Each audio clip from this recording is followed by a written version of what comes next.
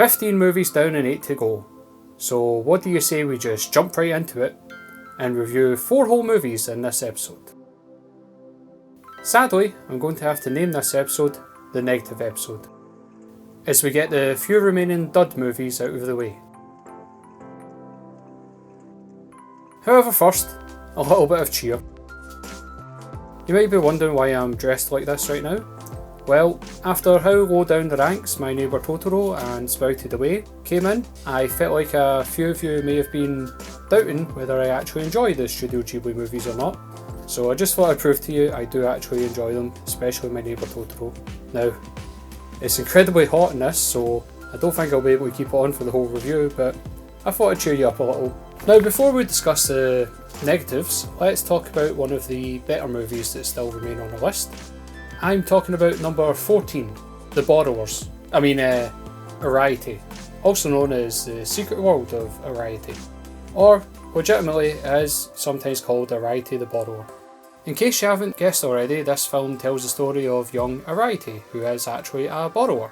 It is based on the novel The Borrowers, which led to the 1997 John Goodman movie, which some of you may know.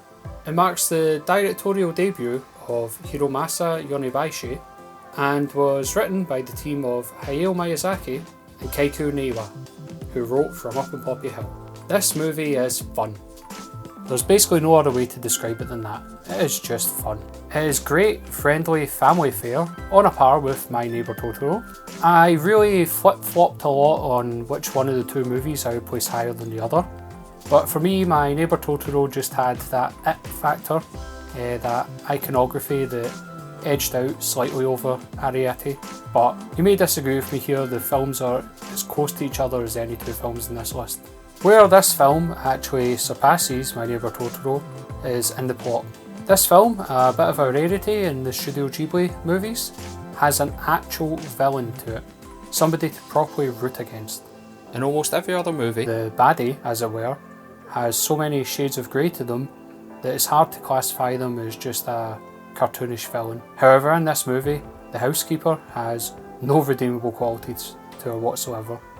The whole family will rejoice in trying to see her get her comeuppance. However, it's not too over the top. I know for a lot of fans, the Studio Ghibli movies, you're just looking for something to put on, be entertained by, switch off your brains and have fun with the whole family, and this movie certainly fills that criteria. The artwork and animation is full of a lot of fun little details, but for me the absolute star of the show here is the soundtrack and the sound design. The sound design really showcases the shift in perspective between our world and the world of the borrowers, and is certainly noteworthy. Now, if you're on the fence here about watching this movie, I would definitely recommend it. The films below this all come with one asterisk or another, but if you're looking at my list as a whole, Arrietty is definitely where I would point to and start to say, these are the movies you should watch. This and everything above it. Now, sadly, the same can't be said of 1986's Castle in the Sky, and this onesie is far too hot, so I'm going to take it off now. Bear with me a second. Much better. Hopefully you got a bit of a laugh out of that. Now, where was I? 1986's Castle in the Sky, the first official Studio Ghibli movie. It comes in at number 18 on my list, which hopefully you can tell by the colour code means it's not a bad movie. It's a good movie, in fact. That's what the whole blue section is all about. However, it is not a great movie. It has a bit of a similar feel to Nausicaa, the movie that predates it. There are some good characters. I think Pazu in particular is great. However, there are some characters I could do without, particularly the entire pirate gang. Sadly, these pirates take up a large chunk of the movie, so if you don't like them like I didn't, then you're not going to like the majority of the movie, I'm afraid. Well, having come out in 1986, the movie still looks great for its age. It's just unfortunately nothing particular to write home about in terms of the art and animation style. In a short summation, it's good, not great. Worth checking out only if you've exhausted all other options or want to see really where the studio grew from. It is distinctly average, I would say. Well, if that's average, then what's below average? Let's talk about the most boring movie in the entire list for me. Only slightly elevated from My Neighbours the Yamadas by virtue of the fact that it is actually a movie and has a plot. Number 22 on the list, Only Yesterday. Let me preface this by addressing the elephant in the room. I am not the target audience for this movie. I know there's a lot of fans out there that praise this movie up and down, but it does absolutely nothing for me personally, and as this is my list, I had no other place to put it other than at number 22.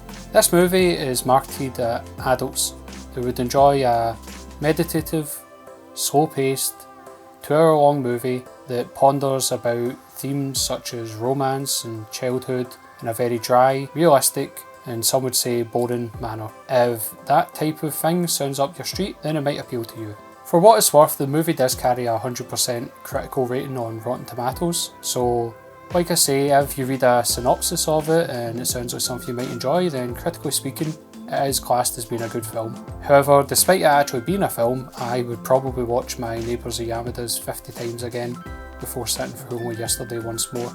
Not that I have any intentions of watching either of them again. But sadly, the bad times don't stop there.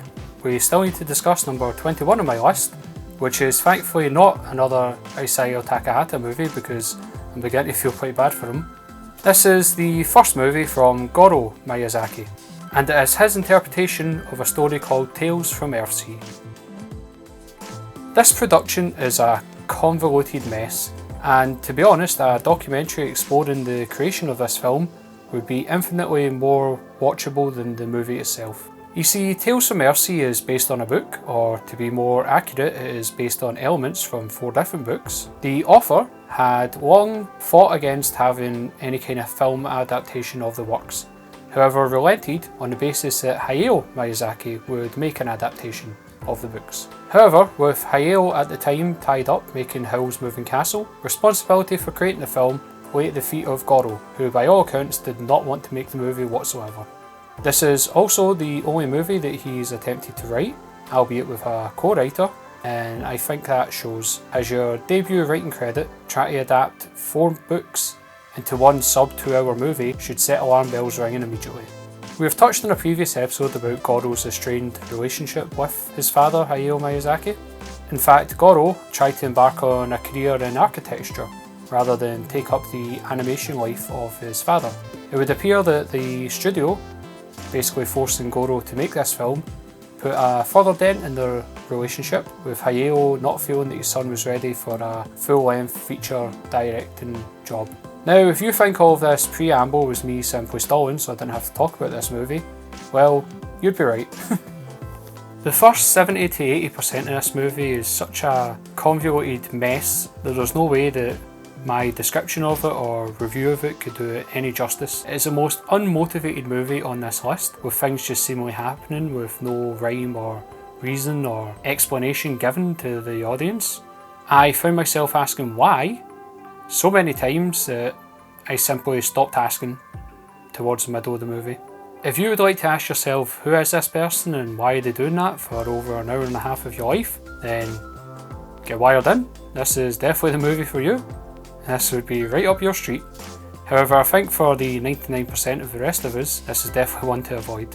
Whilst I felt no investment whatsoever in the characters, well, I couldn't get over the cheap Saturday morning cartoon animation style of the artwork, well, I feel like the English dub is perhaps the worst one yet, with many lines being changed simply on the basis of we could change the lines, so we did.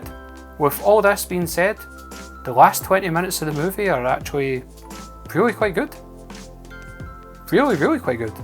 Without spoiling a thing, some characters end up on a roof. And every second from the moment they step onto that roof to when they're unceremoniously swooped off of the roof is sublime. The art is crisp, the animation is fluid, it's well directed, well blocked. You can see a lot of the decisions made by Goro here would go on to influence him in the great movie from Up and Poppy Hill, and the whole sequence just feels as if it was created by an entirely different team. Until the characters, as I say, are unceremoniously swooped off the roof, and then we just descend back into mediocrity for the ending. This movie is a rambling, disorientated mess, and if you wanted to skip right to the end to watch the rooftop scene just to see what Goro is capable of, I would recommend doing that, but otherwise I haven't really got a good thing to say about this tedious movie. The only positive thing that I've got to say about the creation of this movie is that it seems to have done something to restore the relationship between Goro and his father. With Hayao Miyazaki saying that, well, the movie wasn't in any way good, the fact that Goro stayed the course and delivered the movie with honesty really went a long way to elevating him in the eyes of his father. So I suppose that's something good to come from it. So there we have it. I hate being negative in any of my movie reviews. I don't really want to bring down the mood of these videos, so I'm glad that we managed to get these movies out of the way so we can focus on 4 really great all-time classics in the next episode, which will be the final one of the series. If you've been enjoying it so far, I hope you're subscribed, and feel free to share this video with anybody you think might enjoy it. I'm sorry for the negativity, but it is what it is, and I'm looking forward to a much more positive episode for our final in the Studio Ghibli review series. Thank you for sticking with it so far. Until next time, I've been Chris, and these movies have been an experience at least.